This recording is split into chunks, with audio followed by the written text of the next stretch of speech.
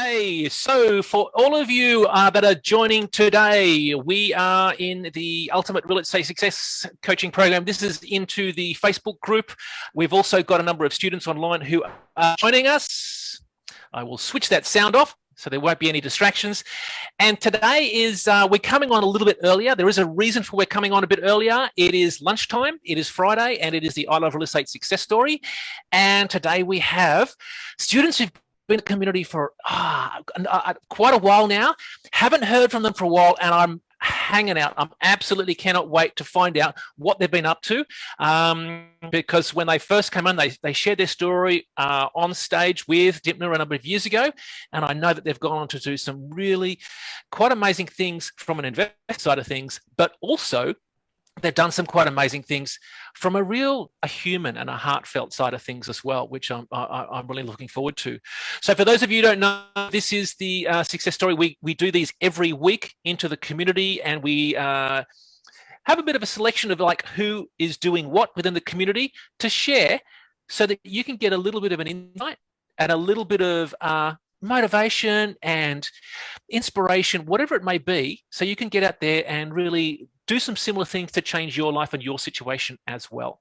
So let's get straight into it. We've started early, and we do it because we're probably going to have to end early as well. So without further ado, I'd like to introduce Des, Shona, and DJ. How you guys going? Hey, thank you so much for joining. Now, you are tuning in from a very small town in Western Australia, which is where you've been living for a number of years. Isn't that right, DJ?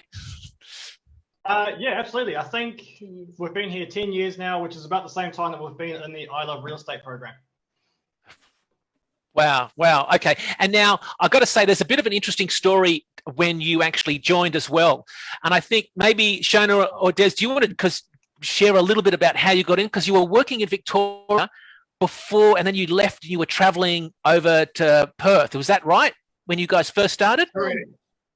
I know the story. That's right, Michael, and a few in the I Love Real Estate will have heard the story. But yeah, we were pretty much homeless at that time, and and so we moved over to WA to see what we could do to secure our future.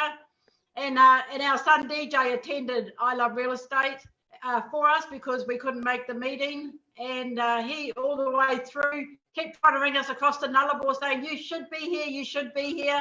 And we're like, no, we're going to WA to make our money, and we're going to the mines, and so then we get to make the story short, we get to WA, and we're looking for a bit of furniture because we had nothing, and we're also looking for a house. And DJ, we get a phone call from I Love Real Estate saying, I believe you've signed up. How would you like to pay for it? We knew nothing about that. It was our good son DJ decided he would sign up and then talk to his business partners. Now, this is 10 years ago, DJ being the age of 20? 22. 22. And that's how we got into that. All right. Hey, DJ, can you give us a bit of an insight? What was it like, and why did you just randomly get your parents in, sign them up without them even knowing while they're tripping off to WA? Well, yeah, because we went to the one-day free boot camp. Well, I went to it, and what Dymphna shared on stage was stuff that I'd never heard before, and it really made sense in that to do real estate from a point of view of having positive cash flow as opposed to negative gearing, and actually going out there and making money. And it was such a new, fresh mindset that I hadn't heard before, and it was such a positive one. I'm like, no, we got to get mum and dad onto this. Their previous job was a good job that they left in Victoria, but they were losing their soul working for the man, and this was the complete opposite. This was them working for themselves to build them up. So I'm like, they need to do it, so I'm going to use their money, and they can pay for it. Hey, Des, how did you feel about that? Just kind of like DJ, just signing you up without telling you. Oh, I'll tell you then, back 10 years ago, Michael, $10,000 in the bank account was a huge investment. Because he signed up for the whole shebang. The whole shebang. I mean, yeah, we was it vested in the United States when that was all happening, the whole kit and caboodle. Yeah, so it was a massive decision. So in that furniture shop, when we were trying to buy furniture for our house, we had to make a decision. And what Shona said was absolutely, at the time, was correct. And that was, we're going to do this, we're going to treat it like a university education. We're going to get into it, we're going to study it, we're going to do what we got to do so we can propel ourselves forward, because we got nothing, absolutely, except for the little, what was it, Toyota Prado car we had and everything in it. That was our life. Yeah. Oh, so quite a change, hey? Quite a change for you guys. Dramatic. Had to start thinking. Well, I got to look. I really love your approach of how you went. You know, you're going to treat it like university or like school. That's what you're going to actually do. So, Yep. and that really worked well for you, didn't it? Because you did. We did. It was 6 months before we actually went to a seminar and actually met Dymphna for the first time. And in that 6 months, we had watched the videos. We actually went and interviewed accountants, and it was really interesting with the little bit of information that we had off the DVDs and the reading. We were asking questions that these guys were looking at us like, no one's asked those questions before. And we were firing them before we even hired them. And we eventually found one. It's the same for the lawyer, all that sort of stuff. And within 6 months, we'd already brought our first property. Yeah, we had brought our first property, and three of them. We'd brought 3 properties in that first 6 months, and we're way down the track. So when we actually got to meet Dymphna, we'd done all that stuff. Just off the DVDs. Just off the DVDs, yeah. And how how old is that? DVDs. That's right, DVDs. Start, replay. And pause, start, pause. Yeah. Yeah. Yes, but one thing that also in all that, Michael, is that Shona, you got to go back and think about it. Shona, one of us had to get a job. So I got a job, and that job happened to be making bombs, right? And so Shona promised that she'd have me out of there within, 12 months? 6 months, wasn't it? Something like that, yeah. Something like that. Well, we bet that time frame by a landslide. Yeah. And became self-sufficient, turning it over, making the money. Fascinating. So you replaced your income in what time was it? Because you spent 6 months training, doing the educating. Is that right? I think when we worked it all out, we just spent Dymphna's 18 months. So I think we were 17, 16 months. We replaced it all. Yeah. You beat Dymphna's 18 months.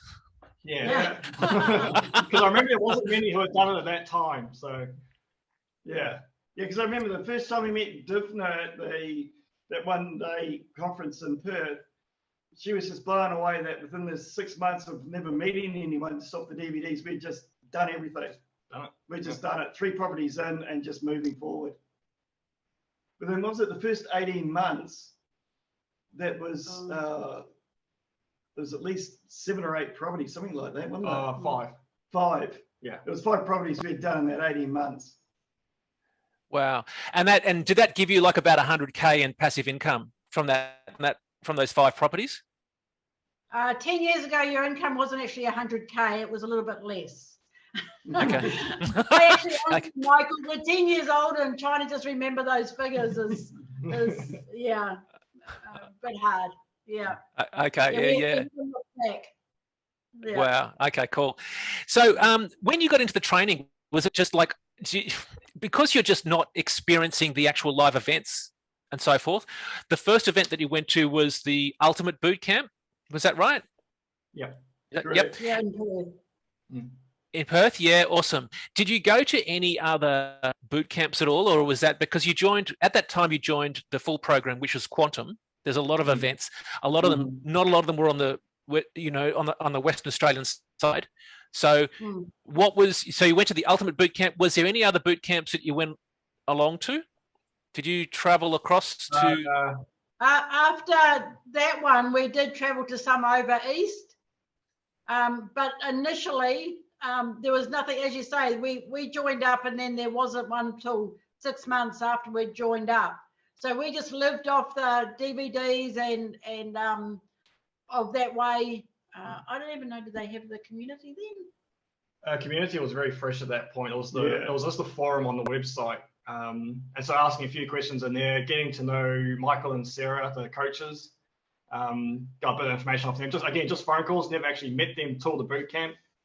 But yeah, and so once we didn't get to some of the super conferences until quite a few years, months later after the initial setup. Yeah, that was actually, for those of you who don't know, this is way before we had the Facebook community, which we do now. There's 10,000 members at the moment, or over 10,000 members in the Facebook community, which is huge.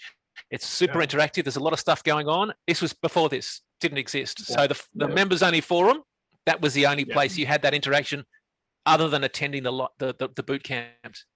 Yeah. And we had to travel 1,000 Ks to get to that boot camp. Yeah. 1,000 Ks. Yeah. We're 1,000 Ks from Perth, so we had to travel to Perth to do it, and didn't look back. I tell you, I'm so glad I'm having a chat with you and catching up with you again, because this is I love hearing this. You put the dedication aside to travel 1,000 Ks, get in, go along to a boot camp, and do what you've done. Well, look, what was the when you got into the program? Obviously, there's a whole lot of information. There's a whole lot of stack of stuff. Looks like you just got in, and did you have trouble? And Shona, maybe this is a question for you in regards to like the peg in the sand, what you were trying to achieve in the next time, and putting down your goals. Like, was that easy for you or hard for you, or? Yeah, that was my biggest thing, Michael, when we did go to the first boot camp, and Dymphna was teaching about the peg in the sand.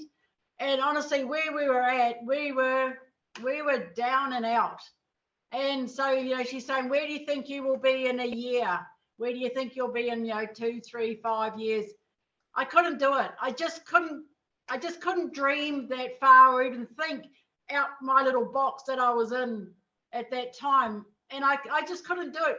I still remember the struggle. It was almost get up and walk out type stuff, and so I just scribbled some things down, which just, I've done it, but I found that the other week when I was having a clean around, and those goals that I wrote down, which were just beyond me, we did that flew-in. And so it was really a bit of remembrabilia when I found this scrap of paper that, I'd written this down on. So, but it was hard. It was very hard and challenging. Wow. Do you, Shona, do you think that there was something that kind of shifted and changed for you to believe? Like, you know what I mean? Like, if you look back at it now, you were in a situation where you couldn't see where you wanted to be in the future. Was there some kind of thing that changed? What changed for you to kind of go? Was it just applying and getting out there and doing deals, or was it something else? Definitely getting out and doing the deals, but the thing was that the connection to the group, to all the ones that were out there doing it, the inspiration, which we hope to be able to give to people today, the same kind of inspiration, that no matter where you are, I mean, we're in our 50s, we're looking at retirement down the barrel. And so we hope to inspire people, because I mean, we had all the old team back there, and I believe they're still around doing it. And it was just what encouraged us and helped us. And I tell you, the conferences were amazing. You're with like-minded people that really made you feel that you could do it, and we did.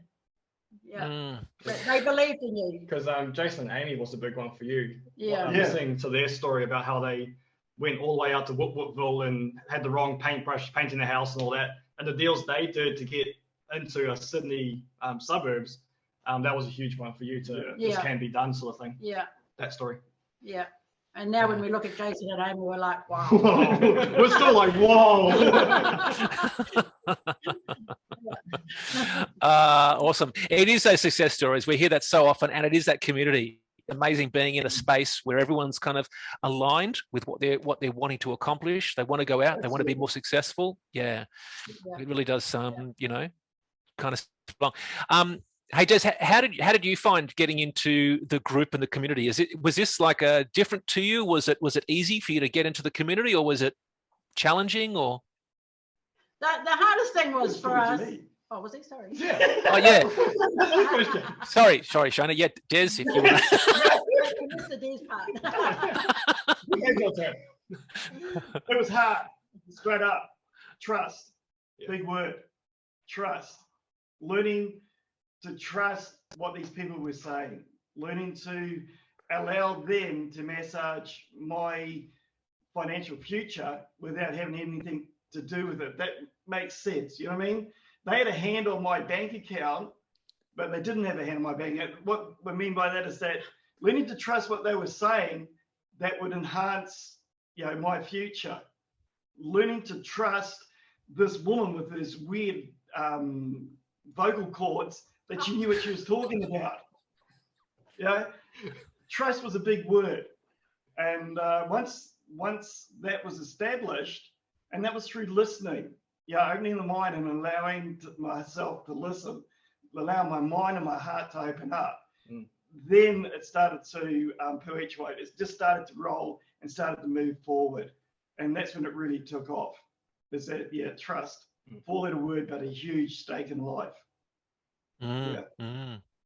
Our biggest thing was how approachable, Michael. Everyone was.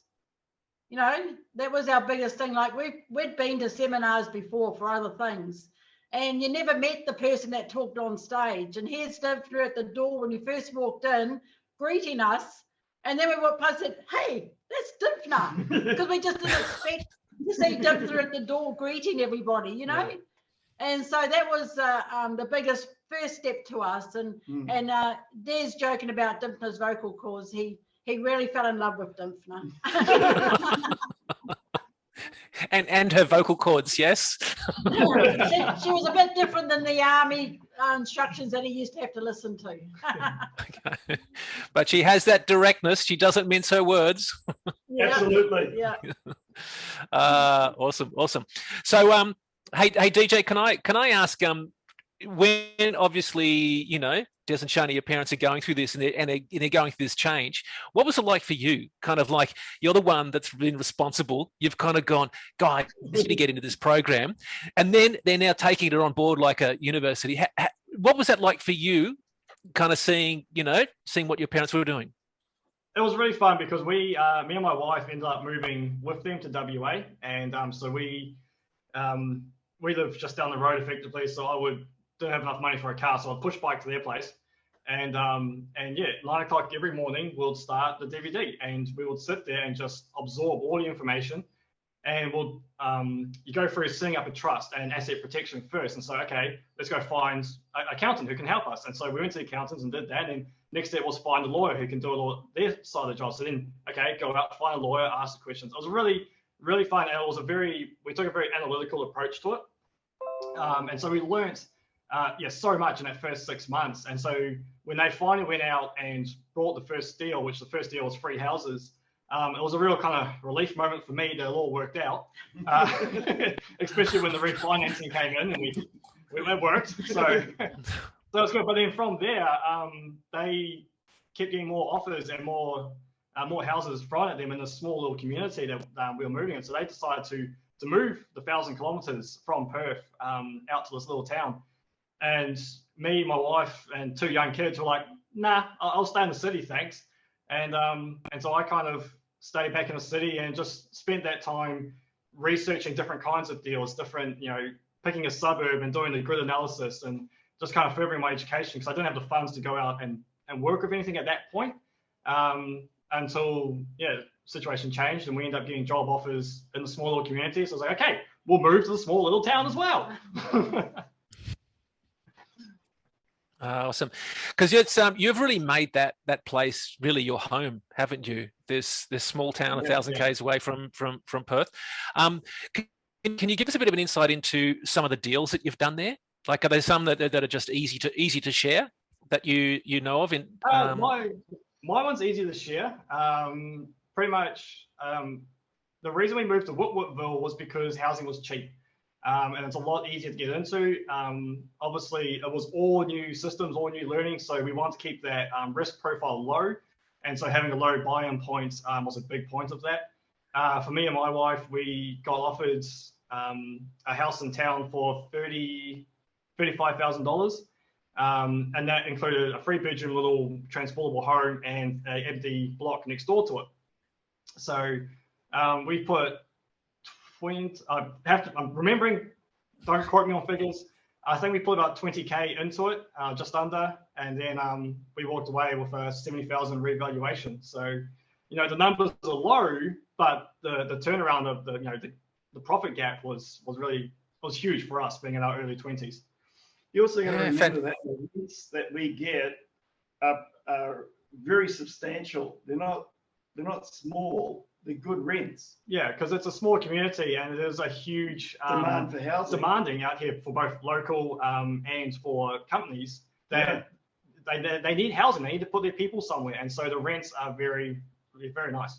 Yeah. Wow. So good way for positive cash flow, which is essentially what you did. Yeah. Great.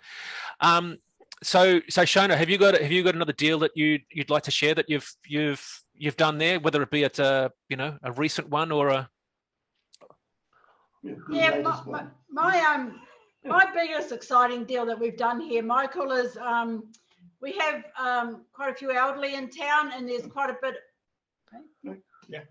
bit of elderly abuse, and so we also run the church here now, and so we always got rung up all hours of the night. Please come help us, and so we were up all hours of the night just rescuing these ladies and taking them to the women's place and all this. And so in there we thought, this is just wrong. And so some units came up, 4 units all in one area block. So we decided that we would buy that and make it into a gated community for these ladies. And so we were, this is further down the track of doing all the other deals. We're in the position to be able to do this and to do this freehold, which is horrendous. And so we gated up the community for them. They all got their own little houses and just are so safe. And their comments now is that we can't believe where we live, they're just always so, they can sleep at night. One of the elderly turned around and said, I can't believe where I am. She wakes up in the middle of the night. So, and there's screaming all around and all this kind of stuff going on. So that's my exciting, one of my exciting ones that we're able to do. But without starting, without a dream, we've ended up with accomplishing a lot of dreams. So deals that have been done lately, Michael. There's another one. We actually did what Dymphna said you never do, and that's sell a property, right? And there was a young couple with children who would never, ever be able to get into their own home, right? And it's like Shona just said, if you don't start, you're never going to get to a position where you can do the things that are on your heart that you really want to do. And so we didn't, we walked this young couple through. We didn't do it for them. We told them the process of how to buy a house, get a settlement agency, get the loans. They did all that. And for them, this is thinking way outside the square. They would never in their life dream of owning their own house. And so we helped them do that, and we sold them one of our houses, right? And we gave it to them at a reduced rate, but the difference it's made to that family, the difference it's made to their lifestyle is just, it's impacted not just their household, but the wider community around them, saying, well, if they can do it, we can do it, right? And we're not there hovering over them. We're back remote, just watching the change and what's happening. And that's been a privilege because of what we've learned to be able to put ourselves into a position to do that for someone else. That's a good deal. Wow. I just love this, I mean, Dymphna talks about the ripple in the pond effect. you know, about she doesn't know what's going to happen. You know, she knows that if she can influence you and you can go out and actually change your lives, then, you know, you'll go on to do other things. And that's that ripple in the pond effect that continues to go out. And there you've just done these 2 deals, like, you know, for those, I've just shown her with what you were mentioning, that those elderly women, they were Aboriginal women, weren't they, that were kind of like, yes. and it's a situation that is probably very unknown about unless you are connected to small regional towns. It seems to be a bit of a problem that no one's really doing anything about, and yet you're in a position to be able to purchase a block of 4 units to be able to put them into a safe place, because that's what your heart tells you to do, and you're in a position to be able to do that as well. So freaking, you know, awesome, love it. And and following on with what you were saying as well, Des. I've got a sometimes I just don't know what to say, because I'm kind of like, you know, this is exactly what it's so inspiring. I don't know if anyone else is kind of getting that, but if you want to add comments into Zoom or into the Facebook as well, let us know. I really appreciate if you know, who are listening at the moment, kind of get a little bit of inspiration about, you know, what Des, Shona and DJ have been doing in this town. You guys have actually changed the town quite considerably, haven't you? Because initially you came in there and renovated some properties that weren't really kind of the nicer properties. Was that right? Correct. Unfit for human habitation is the word. Oh, is that what it is? Okay. There was literally signs. Yeah, when we brought the houses, there's literally signs on the door from the Shire saying this house is unfit for human habitation, and the bulldozer is scheduled to come on X date. Like, yeah, we'll take that. And so you got in and you renovated, yeah? Is that what you did? Yeah, absolutely. We did. Des and DJ and myself, we've done a lot of the renovations because of, I guess, the remoteness of where we are, which we realise isn't everybody's cup of tea. But yeah, if you can Google, you can do it, because that's how Des and DJ spent a lot of their time learning how to do it, was Google. And so there's really no excuse for anyone. You've just got to have the want and the need, you know. Yeah. And so that's really exciting. And then our thing is, because we started getting a few houses around, we started getting a name from like the Shire and all that. Like, oh, I wonder if Des and DJ, because this town started changing. These trashed houses started to be renewing. The town started changing. And so then our biggest one, though, you know, we were just starting to, you know, feel like we were on top. And then we heard that the supermarket was going to close down. Well, when we first came, there was no supermarket here for 2 years. And so we had tried everything to we were going to build a shed and just get fresh fruit and veggie in it and all these ideas. And anyway, the government came along and put money in and it started up. Well, it lasted for 2 years and it was a total loss because it was run from Canberra. And so they were just going to close the doors. Someone had ticked a box, said, no, it's unviable, we're closing the doors. And it was just lucky DJ was in the right spot at the right time. And some guy said, DJ, your parents should buy this. And so DJ spoke to us and we're like, well, we've got to save this town. We've seen what it's like without a supermarket, you know. And we do have a big Indigenous population in our town. Yes. And so we spoke and had meetings with these the people in charge of it. And anyway, we ended up agreeing. They helped us to get in and we helped them to get rid of a problem, you know. And so we went in on the Monday. We had never had anything to do with supermarkets. We knew nothing about it. It was like, this was the biggest deal ever, you know. And by Thursday, the managers that were teaching us had gone. So we had 4 days to build and run and learn how to run a supermarket. Exponential learning curve, man. It was phenomenal. But actually, it wasn't just one supermarket. They also had the Roadhouse in town, so the only place to get fuel and diesel. And they're like, well, if you take the supermarket, you have to take that as well. Yeah. Okay. But on top of that, they also said if you take that supermarket and that Roadhouse, the next town over, you're going to take that supermarket as well. Which 120 k's away. Yeah, they were just cleaning their hands of a problem that was unviable and said, oh, here's some suckers, you take it. So you're automatically landed with the responsibility of now feeding population mass. Yeah. 2 towns. Yeah. Wow. So you've got the supermarket in 2 towns. Supermarket in 2 towns and a roadhouse, and you didn't really want it, but it came with a deal. We had to take it. It was either you save the town. We said we don't want to save the next town. We just want to save our town. It was like, no, if you don't take that, we're not going through with the deal. Wow. This is 6 years ago. 6 years ago. And if we didn't do it, the nearest supermarket is 380 k's away.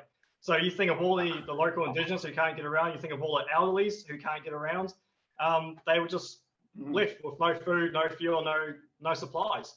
So it was either take it all or have nothing. Wow, Yeah. wow. And for that, and I've got to say as well, you guys are actually waiting for delivery right now coming from Perth that's going to stock the supermarket that you got 6 years ago. Correct. Yeah. So, and this is life in a very, very, very regional town in Western Australia, obviously 1,000 k's away from Perth. Yeah. And the other thing is, though, Michael, after our lease, because it was a government that had it, the landlord had really hiked up the rent because it was a government agency. And so we had to take over that lease, which was phenomenal rent. And so we then got, after the 3 years, to the point of, well, do we close the doors or do we look at becoming the landlord? So we tried to buy it. She wouldn't sell it, which is good anyway, because it was run down. And so we decided to build our own roadhouse and supermarket in one. And so we then got asked if we'd take the post office as well, because that was going to close down. And then we'd have to go an hour and a half to get our mail. And so we didn't want it, but we just, by this time now, we're committed to the town and, we need to. So we took the post office on as well. Yeah. And so we built it all in one big hub community, which has worked well. It's just on the end of town. And, but yeah, grey hairs. There's a couple of them now. Are you guys the mayor of the town yet or something yet? Are you like Well, almost? He got on there, but realised he could do more damage off there than he could on there. So yeah. Yeah, So- I was on the show, but like Shona said, I couldn't sit in the chamber and debate anything because I'd always get someone turn around and say I had a what do they call it? Conflict of interest. Conflict of interest. Because any street they'll talk about, we had property, and so you'd have to step out of the chamber, and it just got that way. It was like they were using that as a weapon to stop anything we needed to be said, and so I had more influence out of that chamber as a private citizen than I did as a councillor in local government. wow? And this was because you had a number of properties. Yes. That they saw as a conflict of interest outside of it. Yeah. Wow. Yeah. Okay. Yeah. So but you come to where we are now. The roadhouse is an intricate part of not just our community, but the wider, smaller communities around us all come in. The supermarket is the same. We've got the confidence of drill rigs, all sorts of things. It's very successful. The post office, with Shona and Renee brought the post office from the brink of destruction back to a very vibrant business, and we've sold that on to some other people who are running it really great. Yeah. It's it's good. And I don't want to be thing, but we actually got a medal from the town. Can you put that closer, really, please? For the work in the community. It's the first time the medal's ever been awarded to a couple. It's normally awarded to an individual who has a significant contribution to the town. But that year they decided, what there's Shona have done needs to be addressed. And it's great to have the whole town actually acknowledge that, you guys have done something really great. Thank you. Yeah. That's so beautiful. That is so beautiful. Yeah. Love it. Can I ask a little bit about what it is, how it stacks up kind of dollars wise for you? Like, I mean, obviously you're in a pretty good position to be able to have income coming in to be able to do so. Was that a stretch for you to go and build the supermarket? I think it's supermarket, post office, and what was it called? The Roadhouse. The Roadhouse, yeah. There were some sleepless nights. Yeah. Okay. That deal was a big deal because the property that we needed to buy, right, was actually 1, 2, 3 lots we needed to buy to be able to build. And the guy who owned that land was, what do you call it? He was tough. Yeah. He was really, really a tough guy, a real tough cookie to deal with. And when I sat down with him, I think it was about the 3rd or 4th time to actually try and talk this deal through, he turned around and he said, I've asked a lot of questions about you, and what I hear is, okay, so this is the deal. And instead of us trying to lay the terms down, this guy just put the terms down, and it was like, yeah, okay, we'll take that. And yeah, we can start construction. Yeah, because it wasn't for sale, and everyone had tried, all the mining companies had tried to buy it. And he just wouldn't. And it wasn't until Des went down and sat with him, and he just really got a relationship with Des. And then he came through, and it was really, really to our favour that he came through. And that parcel of money, man, that was a big chunk of dollars we had to try and find and fork out. And again, that comes back to family, is that our children have all shared those DVDs and used those in the proper way they're supposed to be used. And our wider family have watched what we've done. And they were all willing to put money in to get this thing started, the construction. Now we're 6 years down the track, and everyone's been paid out. The place is sitting without a bank loan on it. Yeah. And so it's a miracle. It's nothing short of a miracle. Yeah. So in order to get that deal, you relied on family members to be able to chip in to be able to secure that deal. Because the banks wouldn't look at us, buddy, because we're so far out in the middle of nowhere. It was the risk factor for them was just, they didn't want to know. But when you sat and you looked at it and you looked at the community and the wider community and what could be done, it made common sense. But the bank don't think common sense. And so, yeah, the family stepped in and everyone pulled, 5,000, 10,000, 200,000, whatever, to get what we needed to get. Mm. Wow. Can I ask what this is? You're in a town and you obviously understand the dynamics of the town. What was driving you to go, we have to do this, and you were willing to put in was it a risk for you? I mean, obviously you're stretching yourself financially to have to lever off from family. What was driving you to look after this town and to get this deal done? Responsibility. It's a responsibility to community. When you, how do you put it? When no one else has an absolute idea of how to step forward, and you've got the keys to know how to step forward, you've got to step forward, man. You can't sit back in the bleachers and say, oh, you should have done this or you should have done that. Now, shut up. Get up and move forward. Anyone who's got the keys from Dymphna or Knowledge Source or, has got it, you can't complain. Just put it into practice with what you've got. You've got to step forward. And we had that knowledge. We had the ability, but responsibility, big responsibility. As Shona said, we're 80% Indigenous, or one guy with a bit of Pitjantjatjara thrown in our community. And they've all got, we literally have their trust. I'll give you trust. One of our staff forgot to lock the petrol station one night, okay? So one of the local guys showed up there, would have been about 8 at night or something, realized it was unlocked, and he slept in the doorway because he knew it was late, didn't want to wake us up, just slept in the doorway. And in the morning, he went and told the other locals who came walking past, go get Shona and Des.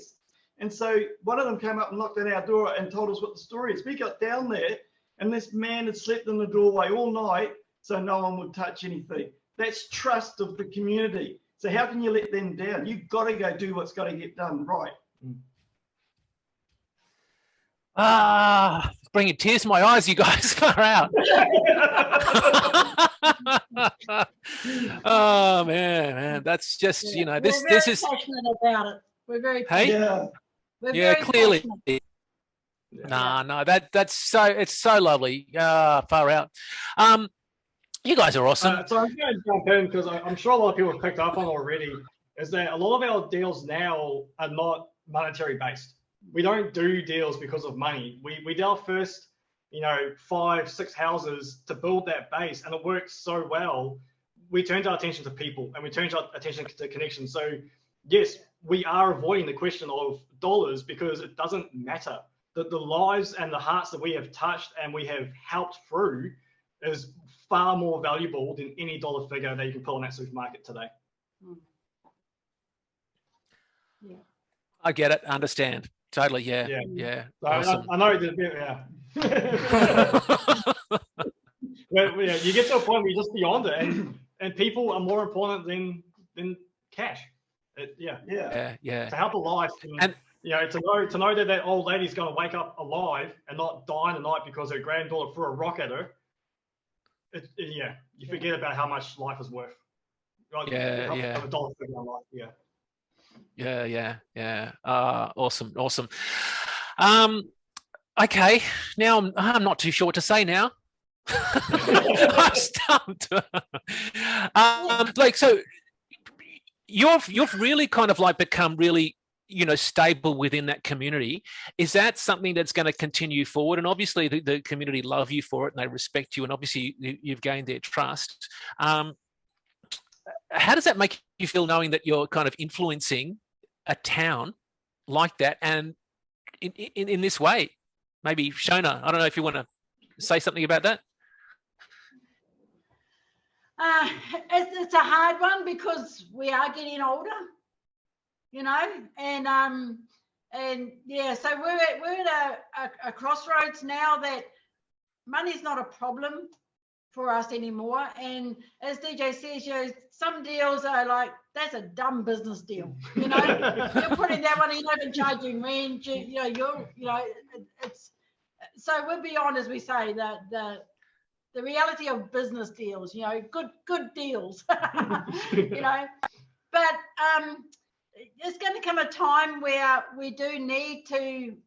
We'll never move out of our community, but we will start taking the back road, and that's my biggest thing for everyone. Everyone says, "Oh, I'm going to make the money, and I'm going to leave work, and I'm going to retire and sit and do this," and it's not. If you've done it right, that's not what it's about. And Dymphna teaches that, that's not what it's about. It's what you can do to help other people, and so that is our biggest heart. And so we still work. But because we want to work, we love being around the community. We love being there, And if we go away for a week's holiday and DJ's holding fort, he's like every day, "Oh, where's Des and Shona? Where's And he said, "Oh man, And so we do need to sort of make a little bit of where we can go away and come back and all that. But it's not about, honestly, if you retire and all ones like you, Michael, and everything like that, is that you're still working because you have a passion. You have a passion of what you're doing here this morning or lunchtime over there. You've still got to have the passion. Don't think you're just going to get it made. Yes, leave your job if it sucks, If it doesn't, carry on working it and just do your real estate for your future, And so people out there now are doing real estate, ones that were in the community when we started, and they're doing it and still helping other communities. We're not the only ones here helping the community. There's everyone out there that we know has got arms reached out in all directions. So we don't know. Our hardest thing is retirement. What does it look like? We don't know. That's our hardest decision, I think, in the whole thing we've done. As we too, So now, can you've made some kind of like decisions, some movements to be able to have a little bit of time away every now and then did you want to share a little bit about what you're doing? Because obviously the town and that is such a big part of your life, but at the same time you've created. Did you want to explain a little bit about what you're doing along those lines? Yeah, we bought a little retirement property of 160 acres. And our kids are going, that's not retirement, Mum and Dad. Retirement is it's a dirty word. Yeah. Oh, and hey, well, I've got to say as well, Shona, exactly what you said about not wanting to step down. You want to do what you're passionate. That's exactly what Dymphna teaches, but it's exactly what she's doing. Everyone knows that she's continually there, getting out there, continually pushing out and sharing the information that she wants, so that others can still get out there and change their lives. So I love that alignment and that congruency. Yeah. But you do have to be real too, and look after yourselves and your health and everything like that. But when you're in a financial position where it doesn't become a problem, you have the choice, is the biggest thing. And if we hadn't started this, we wouldn't have the choice that we have today. Yeah. So anyone that's looking at this, I honestly, man, you've got to go for it. You've got no other option. We had no other option, There's 1065 this year. We'd be sitting there going, oh, can't wait for the pension. That's not, we're like, give it to somebody else, and so you've got to start and do the hard yards. We have done hard yards. When we got the supermarkets, we rang all our children and said, we can't do this without you. We need you, otherwise we won't do it. And they had the love as well for people. So they just lifted up their lives, traveled over from New Zealand, Brisbane, Perth, all that, and dumped themselves into here and helped us build what we have in the supermarket and the roadhouse and post office and that. And it set them up even, for future. And they're all now into investing and, so it is a big ripple effect, So. Wow.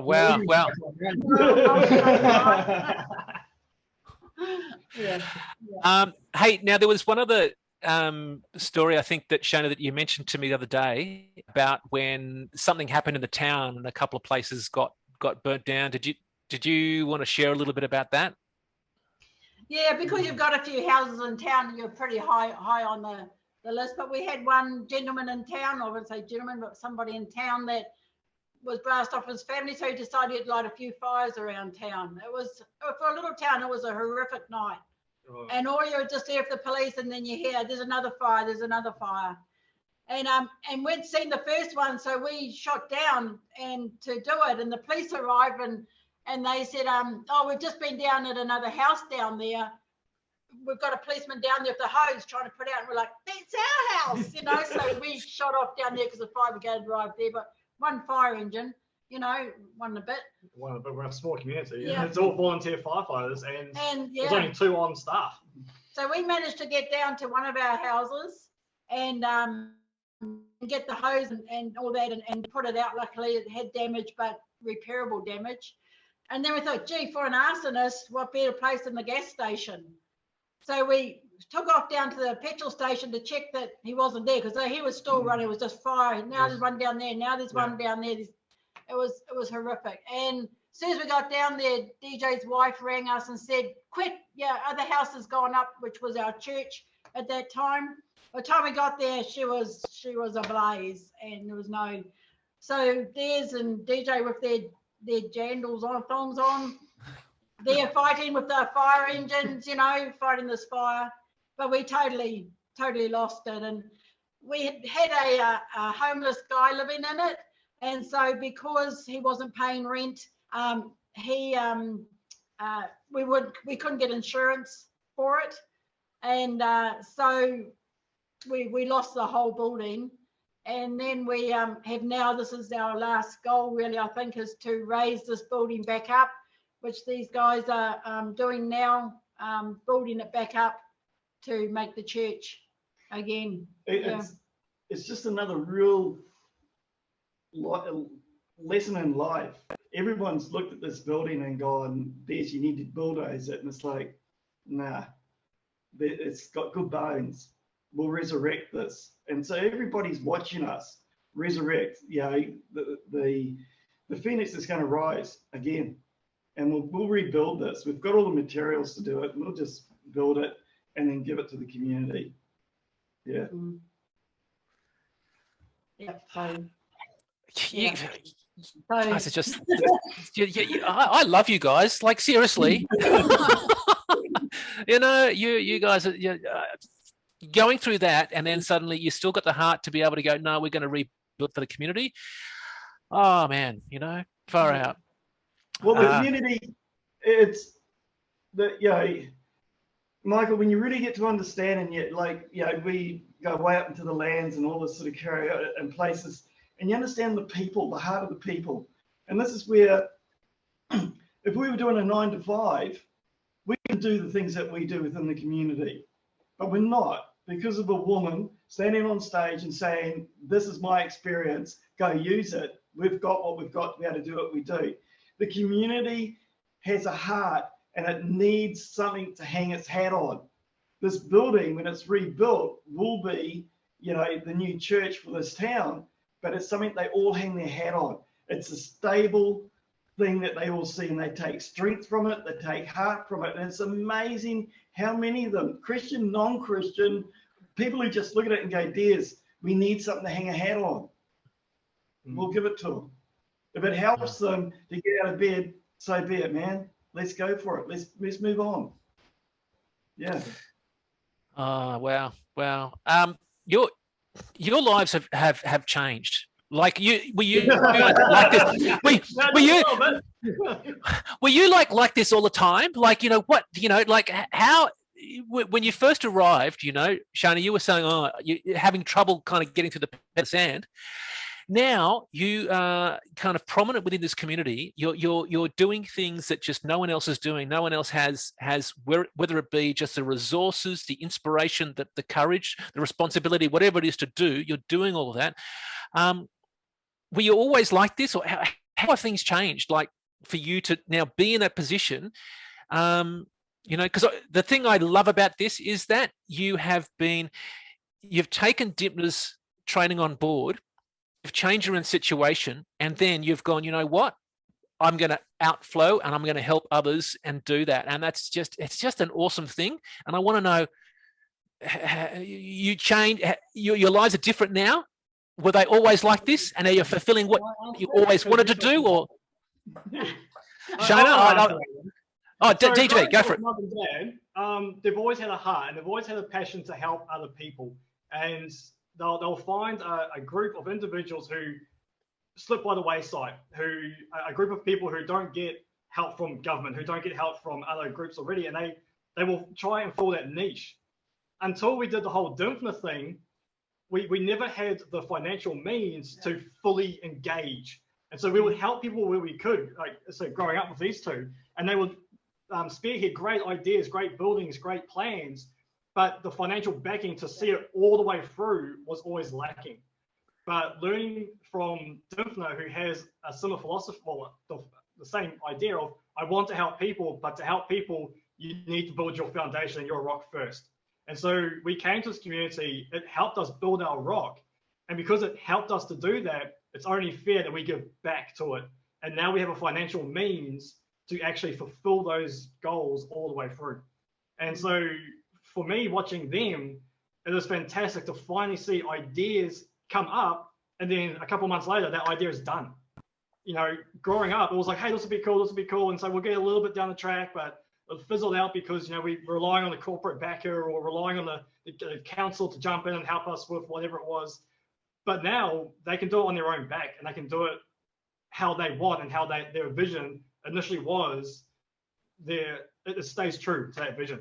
So yeah, they may not see it that way because they're in there doing it, but watching from the outside has been a pleasure to see goals fulfilled. Yeah. Oh man, beautifully said, DJ. Yeah.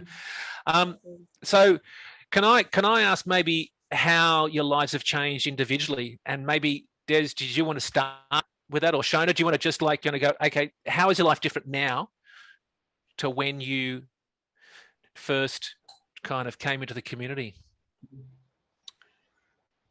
They say, money, but people say that, money is root of all evil and all that kind of stuff. It's what you do with the money, and so money is definitely at the back of our minds now. What we can do is in the front.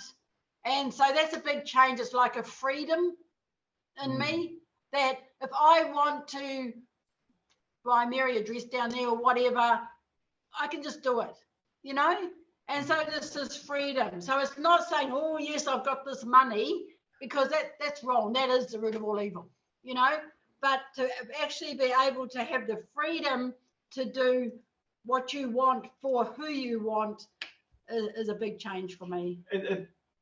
Two things for me. One is, in Victoria, Shona and I worked for a billionaire, and we would sit down with this man and discuss what he wanted done on his estate. And we watched that couple, right? And they are way up there in the top echelon of Australia for billionaires. And we noticed one thing, and that is they didn't own the money owned them. And we always told ourselves when we left there that we would never allow that to happen, and that's what we've done here. The second one is that, as you notice, we avoid that because we don't really like talking about money because we don't think about it, is our daughter, who's also our accountant, a few months ago, quite more than a few months ago, turned around and sat us down and said to Shona and I, you do realise that you are, millionaires? And we looked at each other and went, yeah, we are. It's not, it's, the emphasis is not about dollars, it's about people, look after the people and the dollar will come. If you want to watch the dollar, it's never going to come. And we've learnt that lesson. And it's about being at peace with yourself. That's a biggie for me, learning to be at peace with yourself. Yeah. What about you, Dij? Oh, I'm still young and learning. I don't know. He's got four properties. He's just bought himself, him and his wife have just bought a farm as well.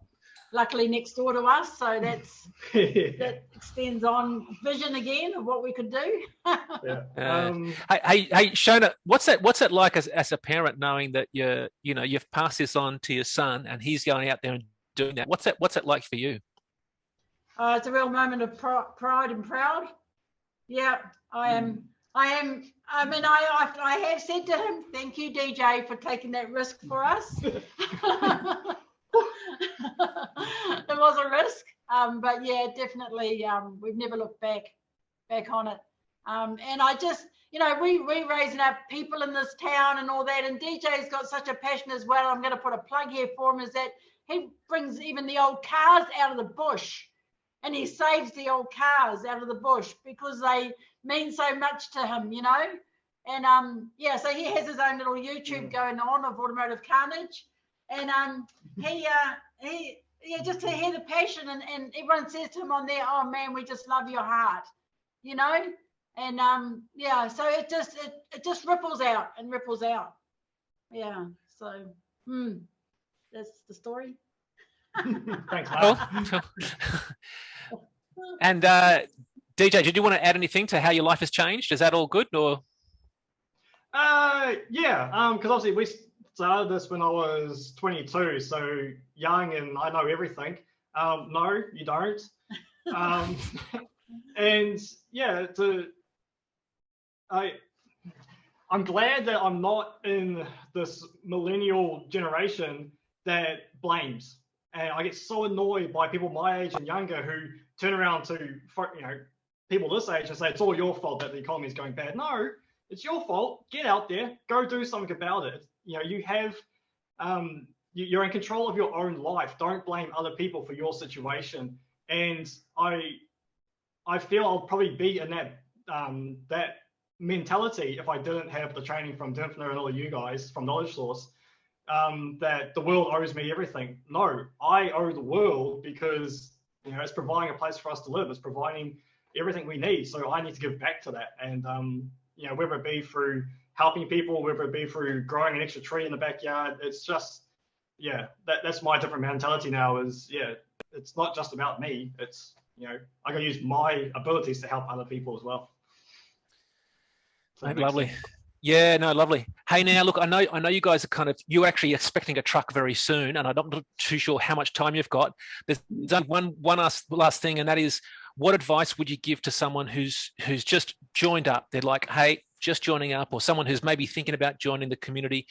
What would be a little bit of advice that you give to them? And maybe start off with one of you and work your way around. Just do it. Just do the training. And I say this every time you guys invite us on stage, is just follow the steps. The steps work. You just have to change your mentality to understand them. And yes, you can put your own spin on it and you can put your own little design. But the fact is that you guys have been doing this for so long now, a knowledge source. Just follow the steps. If you don't know what you're doing, if you can't fill out the peg in the sand, just follow the steps and everything will fall into place. And before you know it, just like us, you've got 5 houses under your belt, you've got passive income, and you turn around and go, where the heck did that come from? Just honestly follow the steps and stop trying to make excuses. Yeah. Absolutely. Awesome. Yeah. Shona? I've watched a couple of, you know, the comments on, you know, when people ask, you know, questions and that. I just love the way everyone is there to help, you know, with the questions, you know. But it just gets my blood boiling when I see someone say, oh, I did a deal and it didn't work out and I'm blaming, you know, and it's just like, oh, don't blame, take the responsibility yourself. Okay, you might have got that one wrong. Don't give up. Do it again, you know, just to put a bit more learning into it, education into it, you know, ask for help, you know, it's there, you know, everyone, you know, have done it. Heaps have done it. Just as DJ says, follow the steps. Yeah, and you can't go wrong. You cannot go wrong. And it's the best kind of education you can get. The schools aren't going to do it. The universities aren't going to do it. You've got to do it, and you've got to be plugged in, is what we're saying. And this is not a plug for I Love Real Estate. This is the truth. Yeah, Absolutely. Awesome. Change. If you don't change, you're going to end up like a dinosaur, right? You got to change, guys. You got to look at this information, look at where you're at, look at this is what I've got to start with. These are the skill sets I've got. This is who I am. Change. We took the punt and shifted 1,000 k's in the middle of wood land. Okay. 10 years later, look where we're sitting. We've done the same scenario that we did here, and there are oodles of these sort of towns all over Australia. Change. I was going to use a 3-letter word, which I don't know if I'm allowed to, but take yourself, you know, get up and go and have a look at some of these little places. You know, we had a criteria that we learned from Dymphna to have a look at to see whether that little town would meet the criteria to be able to grow. And this place met that criteria. And I'm telling you, we have looked at a lot of places all over Australia. They're there just waiting for someone to come along and just scoop them up. Go do it. Change. Get out from your big city where you don't complain about, like DJ and Shona saying about the price is too expensive, the price is going over the top. We sit here and laugh when we watch you guys in the cities watching this price point go up and all the rest of it, where we turn around and do another deal and get the same sort of rent that you're going to pay whatever for to try and get and put yourself in so deep. Get out, guys, and have a look around regional Australia. The deals are there. Huge deals are there. We see them all the time, and it's like, no, they're there. Change.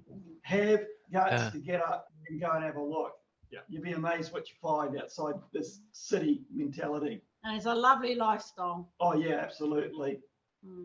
I love it. I love it. And Dymphna is so passionate about the regional country towns, and they need so much help as well. So Yeah. You guys talk about rental crisis in your big cities you all live in. Go have a look at these regional towns. Yeah, They're screaming for it. Yeah. It's there. You just got to do the homework. It is there. The DVDs. Postcode snob. Get those DVDs. Well, not the DVDs. They're all online now, but yeah. Oh, Are they? Yeah, they are. Yeah. Yeah. I've still got the big boxes of it. I'm like, what do I do with this? Yeah. So for those of you who don't know, Dymphna used to send out a massive box, big box, had these big packs in it. They all filled out, and then they had this pack with all of the DVDs in there as well. You had to go through all the DVDs to watch and the big packs, and there was no online community, nothing like that. There was only the website, which was way more basic than what it is at the moment, but there was a forum, and that was the only way of connecting, other than attending a live event. That you had to go in person. There was no streaming, no nothing or anything like that. We didn't record all of them. There was just one a year that we recorded. So it's quite an evolution when you guys were first involved. So now look, we're before 1 here, which means it's probably before 10 there, is it? Almost 11. Yeah. We're still good. Yeah, so you guys probably have to go, because I know you've got a truck arriving for your supermarket, so you can help feed your town. Yeah, pretty much. Yeah. Now, if anyone wants to say anything or put any comments in there, we're probably going to wrap this up now. Guys, thank you so much for taking out the time to share your story and your journey and how you've taken on Dymphna's training. You've taken it on board, you've taken responsibility, and then flowed out in just such beautiful ways. Absolutely love it. Absolutely love it. So thank you so much for sharing. Thanks for doing what you're doing. We are going to look and see. Obviously, at the next time we're going to have any events coming up. Hopefully, we'll catch up when it's in Perth. There's a couple there. Love your story, your attitude.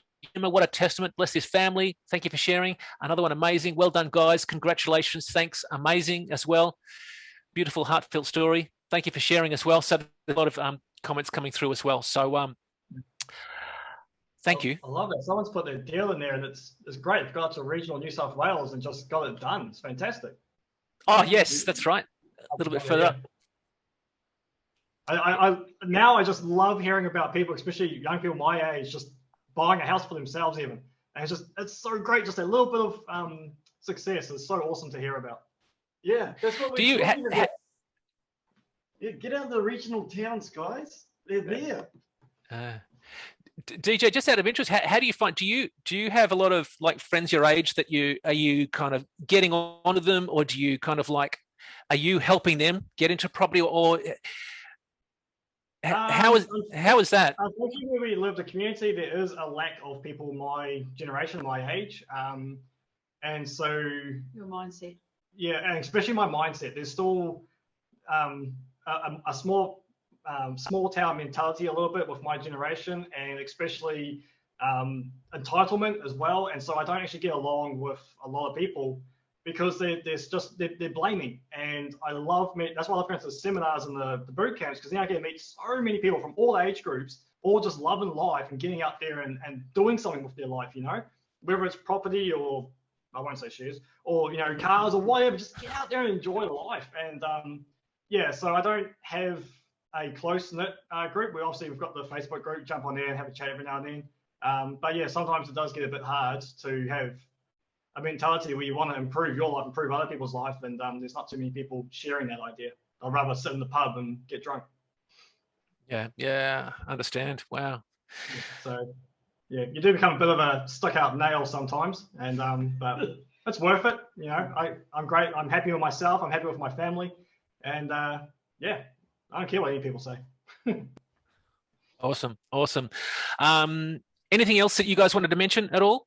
Anything else that you wanted to say? Have we all good? Are you done? And no, I think the thing I love about this, Michael, is that on anything you watch somebody, whether it be their weight loss or whatever, to see a follow-up, like for us, 10 years later, hey, this is what they are at from doing that. You know, whereas a lot of people, you know, you see them start off, but you never ever see the after, you know, 10 years down the track. So I hope this really encourages a lot of people to see that, yeah, you know, 10 years down the track, that would be me. That would be me. You know, not could be, that would be me. Yeah. You know, so I just want to encourage everybody to just carry on, get out there and just keep doing it. Yeah. I seriously think that instead of being, was it 50 odd to start to learn how to think correctly, that I've learnt this at DJ's age at 22. Absolutely. You know, I'm going to save myself years of pain of running around like an idiot in the army and, had a better life. Yeah. Hey, soon, mate. I mean, if we knew then what we know now,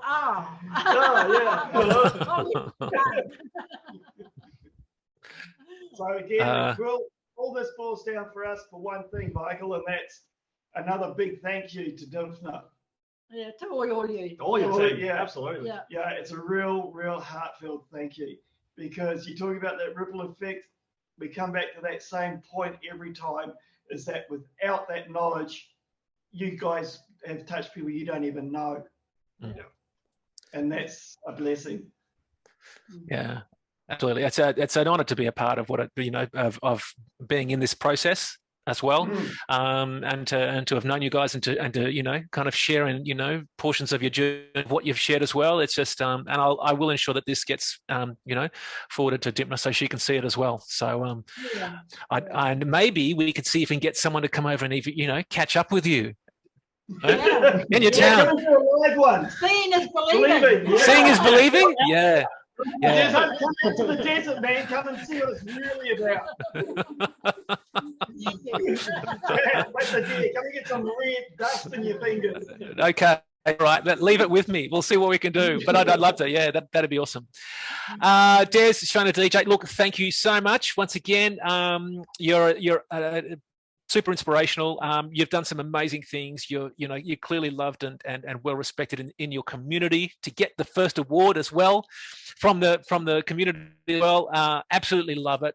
You just embody this ripple in the pond effect that Dymphna always talks about, which is talking about, you know, once you've got yourself sorted out, then flow it out into others, and she never knows where that goes. Well, I'm really glad that you've shared this, because now she'll know exactly how those ripple in the ponds actually go out.